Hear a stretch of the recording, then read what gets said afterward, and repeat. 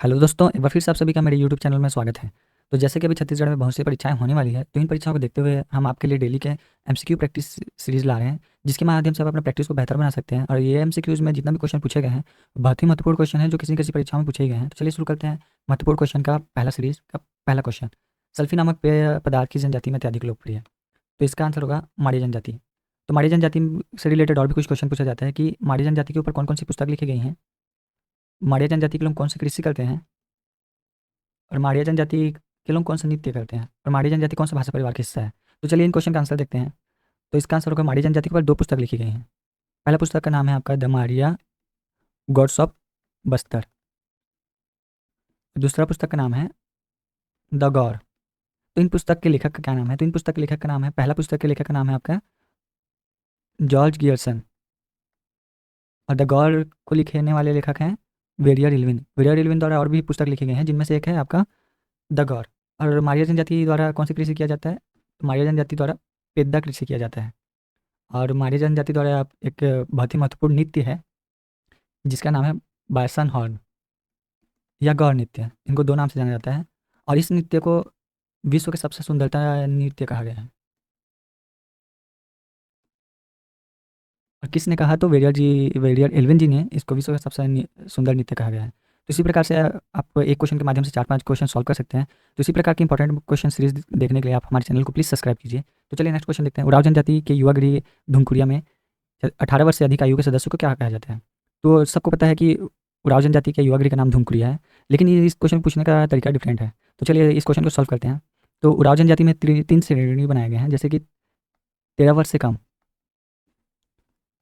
दूसरा है 13 वर्ष से 18 वर्ष तक, और एक है 18 वर्ष से अधिक। तो 13 वर्ष से कम वाले को बोला गया है पूना जोरावर, जो ऑप्शन बी में लिखा हुआ है, और 13 से 18 वर्ष के को बोला गया है मजथुरिया जोरावर, और 18 वर्ष से अधिक को बोला है धांगर। तो इस क्वेश्चन का आंसर होगा ऑप्शन सी धांगर। तो इसके अलावा उराव के रिलेटेड और भी महत्वपूर्ण क्वेश्चन है, जैसे धुमकुरिया के मुखिया का क्या नाम है? तो धुमकुरिया के मुखिया का नाम है धांगर महतो। और उराव जनजाति में एक और इंपॉर्टेंट है, जिसमें आप ट्रिपल सा करके याद कर सकते हैं। जैसे उराव जनजाति के देवता कौन है? तो सरना देवी। उराव जनजाति के लोग कौन सा नृत्य करते हैं? तो सरहुल नृत्य। और उराव जनजाति के लोग कौन सा पेड़ को मानते हैं? साल पेड़ को मानते हैं, क्योंकि उनका मानना है कि सरना देवी साल वृक्ष में निवास करती है। ठीक है। और उराव जनजाति वाला बोली जाने वाली बोली कौन सी है? तो उराव जनजाति बोलते हैं कुड़ुख बोली।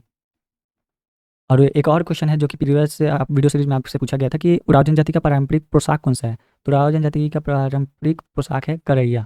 तो ये भी क्वेश्चन छत्तीसगढ़ के विभिन्न परीक्षाओं में पूछा गया है। तो चलिए इसी माध्यम से नेक्स्ट क्वेश्चन देखते हैं। निम्न में से पैदा कृषि करने वाली अनुसूचित जनजाति कौन सी है? तो अभी मैंने बताया था पैदा कृषि माड़िया जनजाति द्वारा की जाती है, और माड़िया के साथ साथ अबूझ माड़िया द्वारा भी की जाती है। ठीक है। नेक्स्ट क्वेश्चन देखते हैं। छत्तीसगढ़ की बांस बर्तन बनाने वाली अनुसूचित जनजाति कौन सी है?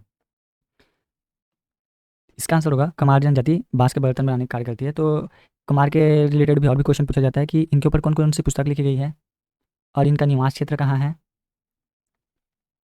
पहला पुस्तक पूछेगी, दूसरा पूछेगा निवास स्थान कहाँ है, फिर इनमें कौन कौन सी परंपरा है वो पूछेगी। तो चलिए देखते हैं इन क्वेश्चन का आंसर।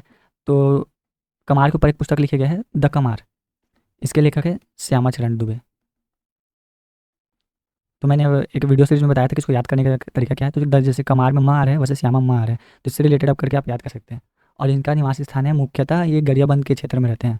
तो अगर पूछता है कि कमार जनजाति का विकास प्राधिकरण कहाँ होगा, तो भी गरियाबंद में होगा। ठीक है, करण में होगा। और इनमें एक परंपरा है कि इनको में घोड़ा छूना मना है। घोड़ा छूना इनमें मना है। ठीक है, घोड़ा नहीं छूते हैं ये। और ये कमार जनजाति को सर्वाधिक गोदना गुदवाने वाली जनजाति बोलते हैं। गोदना प्रिय जनजाति आपको बैगा को बोलते हैं, लेकिन सर्वाधिक गोदना कमार जनजाति द्वारा गुदवाया जाता है। और कौन सी जनजाति की महिला गोदते हैं? तो देवाल जनजाति की महिला लोग गोदना गोदने का कार्य करते हैं। ठीक है। और इसमें एक और परंपरा है कि मृत्यु होने पर ही अपने घर को त्याग कर देते हैं। ठीक है। तो आप देख सकते हैं, आप एक क्वेश्चन के माध्यम से कम 3-4 क्वेश्चन सॉल्व कर सकते हैं। तो आप 10 क्वेश्चन के माध्यम से समझो कि 4, तो टोटल एक वीडियो में आप 40 क्वेश्चन सॉल्व कर ले रहे हैं। तो ऐसे ही वीडियो दूसरी देखने के लिए प्लीज़ हमारे चैनल को सब्सक्राइब कीजिए। चलिए नेक्स्ट क्वेश्चन देखते हैं। छत्तीसगढ़ में अदला बदली विभाग क्या कहा जाता है? तो अदला बदली विवाह को छत्तीसगढ़ में गुरावट के नाम से जाना जाता है, और इसका एक और नाम है विनिमय विवाह। लमसेना विवाह को सेवा विवाह कहते हैं, और इसको गौड़ जनजाति में चरगिया विवाह भी कहते हैं। भगोरिया मतलब लड़का लड़की भाग के शादी करते हैं उसको। और पायसतुर मतलब अपहरण विवाह। तो इनको याद करने का ट्रिक मैंने प्रीवियस वीडियो बनाया है, तो प्लीज़ उस वीडियो को भी आप जाके देख के आप याद कर सकते हैं। तो चलिए नेक्स्ट क्वेश्चन देखते हैं बिना टाइम वेस्ट किए। छठवां क्वेश्चन है, कोरवा जनजाति में ज़्यादातर किस प्रकार के विवाह का प्रचलन है?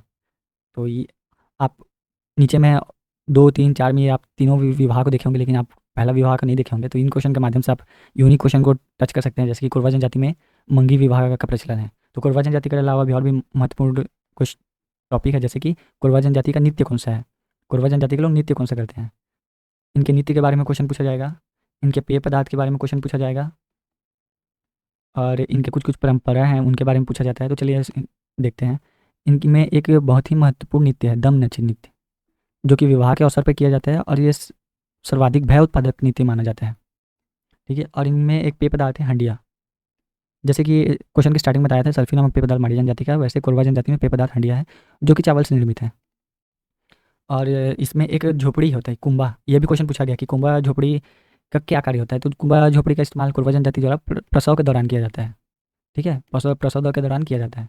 और इसमें एक परंपरा है दरहा परंपरा, जिसमें होता यह है कि 10 से 15 निशान बनाते हैं दाग करके आग से।